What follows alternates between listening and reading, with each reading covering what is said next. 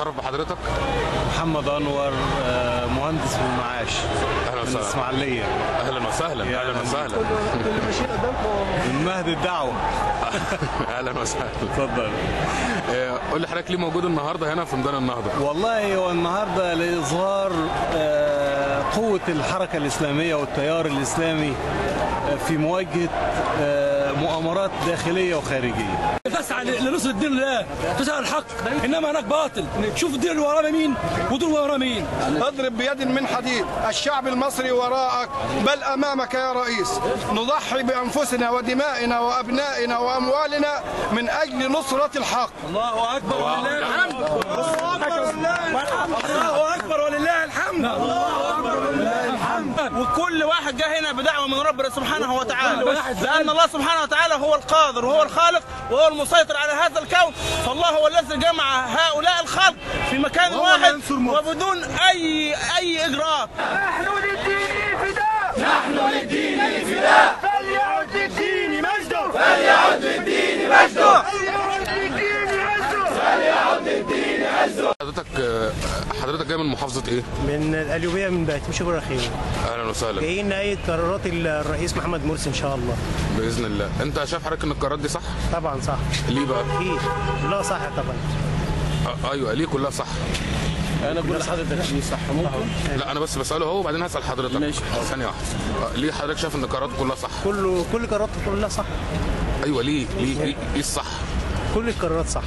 كله ليه اللي حسن واساسا المطالبه الثوره بتاعتنا هي كده. اتفضل مع استاذ صلاح. كنت موجود في مظاهرات التأييد؟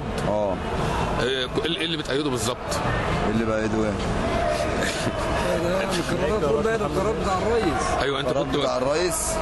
ماله يعني القرار؟ مش انت حضرتك كنت موجود في المظاهرات؟ موجود. المظاهرات دي بتأيد قرارات الرئيس؟ انت كنت بتأيد ايه بقى؟ بنأيد القرارات دي. تمام. هل بتأيد كل القرارات ولا في قرار معين هو اللي انت بتأيده؟ لا القرارات كلها ان شاء الله. مبسوط انت بالقرارات دي؟ لا ان شاء الله باذن الله مبسوطين. طيب انت مش شايف ان القرارات دي عملت حاجه كويسه؟ يعني والله انا عملت كتير يعني كويس بصراحه. تمام. ايه اهم حاجه كويسه القرارات دي عملتها؟ حاجات كتير، كل القرارات حلوه ان شاء الله. نجيب حق الشهداء، ونجيب حق الشهداء. تمام. ونجيب حق الناس دي كلها ان شاء الله. حق استقرار البلد، وحق استقرار البلد، وحق اللي ضيعوا من البلد واللي ابوه من البلد ان شاء الله يرجع مصر باذنك يا رب. قضية قضاء. تمام. الف شكر لحضرتك. بالعفو. شكرا. انهي قرارات بالظبط اللي بتأيدها؟ القرارات اللي هو منزلها. ماشي. اللي هي ايه بقى؟ اللي هم قالوا لك قولي لي حضرتك جاي النهارده من محافظه ايه؟ محافظة سوهاج. اهلا وسهلا.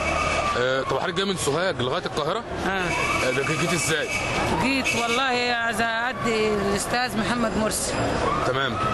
انت حضرتك بقى موجوده ليه النهارده في ميدان النهضه؟ علشان خاطر ندي محمد مرسي ان هو راجل جد وراجل محترم ومش سرق ولا نهب ولا خد حاجه ابدا من البلد. لسه داخل ما خدش حاجه. ليه ده كله هو يعني بيعملوه كده معاه؟ صح. بس كده. السلام عليكم. وعليكم السلام ورحمه الله وبركاته. قول لي حضرتك جاي منين؟ من محافظه شمال سيناء. من محافظه شمال سيناء؟ طب انت ليه مركب العلم كده في الطربوش ده؟ عشان علم مصر على راس الكل. تمام. عشان مصر على راس الكل. على راس الجميع. موجود ليه النهارده في ميدان النهضه؟ عشان نعيد اعلان دستوري. ايه اللي عجبك بالظبط في الاعلان الدستوري؟ كل حاجه في الاعلان الدستوري عجبانا. يعني هو كده من بابه حلو. من بابه حلو. تمام. بارك الله فيك. الله معاك. الف شكر لحضرتك. شكر لله. لانه راجل هيعمل لله، هيعمل لله والله، هيعمل لله وهيعطف على الغلابه، هيعطف على الغلابه اللي مش لاقي تاكل، اللي مش لاقي ملين، ويلاقي واحد راكب عربيه خنزيره وعنده فلتين واللي عنده ثلاثه واللي عنده خمس عربات. احنا شعب مصر الفقير التعبان المسكين اللي ما بيفهمش حاجه.